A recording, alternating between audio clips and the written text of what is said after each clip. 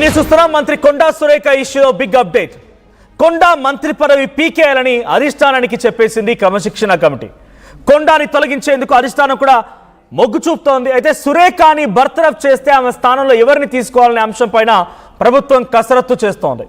అయితే ఈ అంశం పైన ప్రభుత్వం కసరత్తు చేస్తున్న నేపథ్యంలో కీలక నేతలతో సీఎం రేవంత్ రెడ్డి చర్చలు జరుపుతున్నారంట.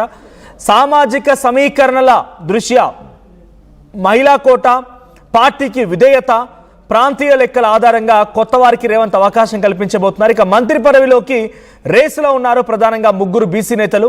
మున్నూరు కాపు సామాజిక వర్గం నుంచి వేములవాడ ఎమ్మెల్యే ఆర్ శ్రీనివాస్ రేసులో ఉన్నారు.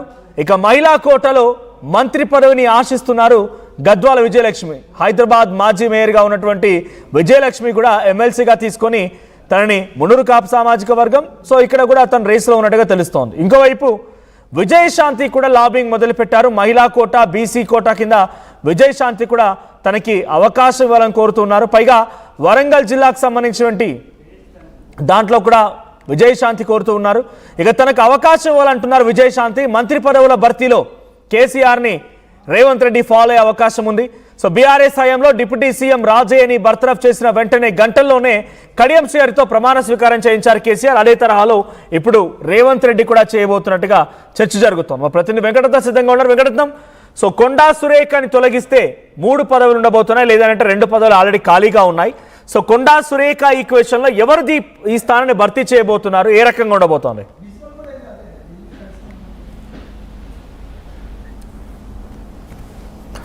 వెంకటరత్నం, సో కొండా సురేఖని కనుక మంత్రి పదవి నుంచి బర్తరఫ్ చేస్తే ఆల్రెడీ 2 ఖాళీలు ఉన్నాయి. కొండా సురేఖ ఆ బర్తరఫ్ తర్వాత 3 ఖాళీలే అవకాశం ఉంది. ఏ ఈక్వేషన్లో వెళ్ళబోతోంది కాంగ్రెస్ పార్టీ ప్రభుత్వం? ప్రస్తుతానికైతే కాంగ్రెస్ పార్టీ ఇక్కడ గతంలో కూడా కేసీఆర్ ఏ విధంగా అయితే బర్తరఫ్ చేసిన తర్వాత డిప్యూటీ సీఎం ఉన్నటువంటి తాటికొండ రాజును బర్తరఫ్ చేసిన తర్వాత వెంటనే గంటలోనే మళ్ళీ కడియం శ్రీహరిని ప్రమాణ స్వీకారం చేయించినట్టుగానే ఈసారి కూడా ఒకవేళ కొండా సురేఖను బర్తరఫ్ చేస్తారని చెప్పి సమాచారం చేస్తున్న నేపథ్యంలో ఇక్కడ 3 ఆప్షన్స్ కనిపిస్తున్నాయి. ప్రస్తుతానికైతే ఇక్కడ వేములవాడ ఎమ్మెల్యేకు సంబంధించి ఆది శ్రీనివాస్ ఒక కాపు సామాజిక వర్గానికి సంబంధించి అదొక యాంగిల్ పరిశీలిస్తున్నారు. మరోవైపు గద్వాల విజయలక్ష్మి మహిళా కోటల్లో ఇక్కడ ఇదొక యాంగిల్ పరిశీలిస్తున్నారు. ఇక్కడ వరంగల్ కు సంబంధించినటువంటి వాళ్ళు అయితే ఇంకా బాగుంటుంది అన్నటువంటి ఆలోచనతోటి వరంగల్ రామన్నగూడానికి సంబంధించినటువంటి సినీ నటి విజయలక్ష్మి గతంలో కూడా ఒక రాజకీయ అనుభవం ఉన్నది. అలాగే ఒక పబ్లిక్ అందరికీ వెల్ నోన్ పర్సన్ కాబట్టి మళ్ళీ ఆమెకు బీసీ నుంచి మంత్రి పదవి ఆశిస్తున్నట్టుగా తను కూడా మంత్రాలు చేస్తున్నట్టుగా తెలుస్తుంది. ఒకవేళ బీసీ సామాజిక వర్గము అలాగే ఇక్కడ ఒక వెల్ నోన్ పర్సన్ మళ్ళీ మహిళా సమీక్షలు జరిపితే మాత్రం ఇక్కడ అన్ని కూడా ఒక ఈక్వేషన్స్ మాత్రం సెట్ చేసేటువంటి పరిస్థితి అనిపిస్తుంది. మరి ఇప్పటివరకు అంటే అధిష్టానానికి కూడా అలాగే క్రమశిక్షణ కమిటీ కూడా ఒక సూచనలు చేసినటువంటి నేపథ్యంలో ఇక్కడ బర్తరఫ్ చేస్తున్నటువంటి ఈ సమాచారం దృష్టిలోనే ఒక సమీకరణ కూడా వేగంగా మారేటువంటి పరిస్థితులు కనిపిస్తున్నాయి. ఇప్పటి వరకు జరుగుతున్నటువంటి సమీకరణలకు ఏం జరుగుతున్న ఒక ఉత్కంఠకు మరికొద్ది గంటల్లో తెరపడేటువంటి పరిస్థితి కనిపిస్తుంది. ఒకవేళ అదే జరిగితే బర్తరఫ్ చేసినటువంటి మరో గంట లోపే ప్రమాణ స్వీకారానికి కూడా అన్ని ఏర్పాట్లు చేసే విధంగా ఒక కసరత్తులు కూడా జరుగుతున్నటువంటి పరిస్థితి. ప్రస్తుతానికైతే ఇక్కడ ఢిల్లీలో ఉన్నటువంటి కొంతమంది నేతలు కూడా ఒక సమాలోచనలు చేస్తున్నటువంటి పరిస్థితి. ఎందుకంటే ఎక్కడ పార్టీ కూడా ఇబ్బందికరంగా ఉండకుండా సామాజిక సమీకరణను ఆ ప్రాంతాలు అలాగే ఆ ప్రాంతీయవాదాన్ని దృష్టిలో పెట్టుకొని అలాగే మహిళలు అలాగే బీసీ సామాజిక వర్గము ఇన్ని అంశాలను పరిగణలోకి తీసుకుంటూ మళ్ళీ ఎవరికి ఇస్తే మళ్ళీ అంత వెయిట్ వస్తుంది అన్నటువంటి ఒక ఆలోచనలు కూడా ఇక్కడ అధిష్టానము అలాగే ఇక్కడ క్రమశిక్షణ కమిటీ ప్లస్ రాష్ట్రంలో ఉన్నటువంటి రాజకీయ సమీకరణలు కూడా ఈ విధంగా వేగంగా ఒక ప్రణాళికాబద్ధంగానే వెళ్తున్నట్టుగా తెలుస్తుంది. కొంత ఆలస్యమైనా పర్వాలేదు కానీ అనుకున్న విధంగా జరగాల్సింది ఎక్కువ నష్టం జరగకుండా చూసేటువంటి ప్రయత్నం జరుగుతుంది. మొత్తానికి ఇక్కడ బీసీ సమీకరణలను దృష్టిలో పెట్టుకుని ఎక్కువగా సమీకరణ జరిగేటువంటి అవకాశం ఉంటుంది. ఎందుకంటే ఇప్పటికీ ఒక అపవాదులు మాత్రం ఉండేటువంటి అవకాశం ఉంటుంది. బీసీ సామాజిక వర్గానికి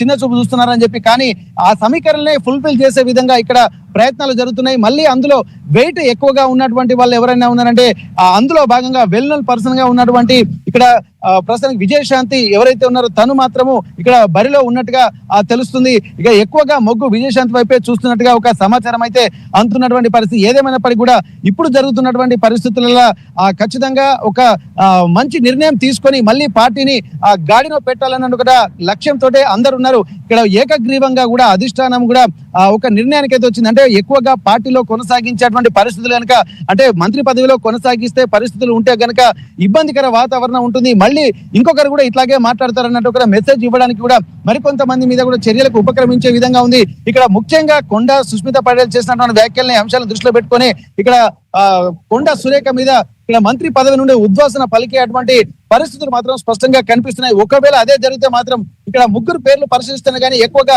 విజయశాంతి పేరు తెర మీదకి వచ్చి తనకు మంత్రి పగ్గాలు చేయాలన్నట్టుగా ప్రణాళికలు అలాగే సమీకరణలు కూడా జరుగుతున్నట్టుగా తెలుస్తుంది మనోజ్. వాళ్ళని సీనియర్లని మాత్రమే కన్సిడర్ చేస్తామని మొన్నటికి మొన్న బహిరంగంగానే మహేష్ కుమార్ గౌడ్ చెప్పుకొచ్చారు. సార్ ఆఫ్ కోర్స్ పిసిసి అధ్యక్షుడిగా మహేష్ కుమార్ గౌడ్ చెప్పిందంటే దాదాపుగా ఇక ప్రభుత్వంలో ఉన్నటువంటి పెద్దలు అంగీకరించక తప్పదు. పిసిసి హోదాలో ఉన్నారు కాబట్టి ఆయన విజయశాంతి బీఆర్ఎస్లోకి వెళ్ళారు, కాంగ్రెస్లోకి వచ్చారు, మళ్ళీ వెళ్ళారు, వచ్చారు, రకంగా జరిగింది కాబట్టి విజయశాంతికి ఎమ్మెల్సీగా ఇవ్వడం వరకు ఓకే, కానీ మంత్రివర్గంలోకి తీసుకునే అవకాశం ఉంటే ఈ పార్టీకి తన మంత్రివర్గంలో తీసుకునే అవకాశం ఉండేది. సో విజయశాంతి పట్ల ప్రభుత్వం అంత సుముఖంగా ఉందా, పార్టీ అంత ఆలోచన చేస్తుందా ఒక విషయం. ఇక గద్వాల విజయలక్ష్మి పేరు ప్రస్తావనకు వస్తున్నప్పుడు గద్వాల విజయలక్ష్మి కూడా రీసెంట్ గానే వచ్చారు. ఆవిడ పార్టీలోకి వచ్చిన వెంటనే తనకి మహిళా కమిషన్ గా చైర్పర్సన్ కూడా అవకాశం కల్పించారు. ఈ ఇద్దరు పేర్లను పక్కన పెడితే ఇంకా పార్టీని పట్టుకొని ఉన్నటువంటి ఇదే బీసీ సామాజిక వర్గానికి సంబంధించిన నాయకులు ఎవరెవరు పోటీలో ఉన్నారు, ఒకవేళ ఆ కోటాలో మహేష్ కుమార్ గౌడ్ తన మాటలు నిజం చేయాలనుకున్నప్పుడు వీళ్ళని పక్కన పెట్టే అవకాశాలు ఎంత మేర కనబడుతున్నాయి? ఇక్కడే కనిపిస్తుంది. ఎందుకంటే ఇక్కడ కేవలం ప్రాంతీయ సమీకరణలు కూడా ఇక్కడ ముఖ్యంగా అంశాన్ని పరిగణలో తీసుకోవాల్సి ఉంటుంది. ఎందుకంటే ఇక్కడ ఒక్కొక్క మంత్రి పదవులకు సంబంధించి ఒక్కొక్క మెయిన్, ఎందుకంటే వరంగల్ అనేది కూడా చాలా అంటే ఒక బర్నింగ్ మూమెంట్ ఉన్నటువంటి ప్లేస్ కాబట్టి రాష్ట్ర రాజకీయాల్ని ప్రభావితం చేసేటువంటి అంశంలో కూడా వరంగల్ కీలక పాత్ర ఉంటుంది. ఎందుకంటే వరంగల్ ప్రభావం అనేది కూడా ఉత్తర తెలంగాణ మీద కూడా స్పష్టంగా ఉంటుంది కాబట్టి ఇక్కడ మంత్రి పదవి, ఎందుకంటే వరంగల్ ఒక వైబ్రేషన్ మూవ్మెంట్ అయితే ఉంటుంది అన్నటువంటి ఆలోచన కూడా చేసిన ఒక సెంటిమెంటల్ గా కూడా ఇక్కడ ఒక వెయిట్ ఉండాలన్నటువంటి వాళ్ళు కూడా పార్టీ సమీకరణ కూడా చేస్తూ ఉంటారు. ఒకవేళ అదే సమీకరణలో ఉంటే మాత్రము ఇక్కడ మళ్ళీ వరంగల్ నుంచి ఎవరన్నటువంటి నేపథ్యంలోనే ఇక్కడ విజయశాంతి పేరు వస్తుంది. ఎమ్మెల్సీ ఇచ్చారంటే కానీ ఎమ్మెల్సీ పదవి ఒక ఉంటుందంటే ఈక్వల్ టు కొంత అంటే మినిస్టర్ హోదాకి సంబంధించినటువంటి విషయాలు కూడా పరిశీలన తీసుకోవచ్చు. ఎందుకంటే కేబినెట్ హోదాలో ఉంటే ఇక చాలా బాధ్యతాయుతంగా వ్యవహరించాల్సి ఉంటుంది. మీరు అన్నట్టు ఇప్పుడు వాస్తవానికి అంత క్యాపబిలిటీ ఉందా అంటే వ్యక్తిగతంగా తనకున్నటువంటి చరిష్మాను దృష్టిలో పెట్టుకోవాల్సినటువంటి అవసరం ఉంటుంది. ఎందుకంటే ఇప్పటి వరకు మిగిలినటువంటి వాళ్ళ పేర్లు కొందరికే పరిచయం ఉంటుంది. రాష్ట్రంలో కాదు, తెలుగు రాష్ట్రాలలో కూడా విజయశాంతి ఒక ఫెమిలియర్ పర్సన్ కాబట్టి ఇక ఈ ఒక యాంగిల్ అయితే ఎక్కువగా చూస్తున్నట్టుగా తెలిసింది.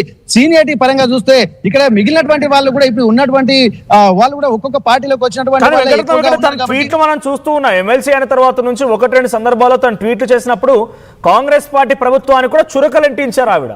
సో ఎమ్మెల్సీ గారి నుంచి ఎక్కడ కూడా బయటికి రాలేదు, ఎక్కడా కనిపించలేదు. మండలికి కూడా తన హాజరు శాతం నాకు తెలిసి ఎక్కడ పెద్ద పాపులర్ గా ఒక సమస్య లేవనెత్తినట్టుగానో, నిరుద్యోగ సమస్యలో, మహిళా సమస్యలో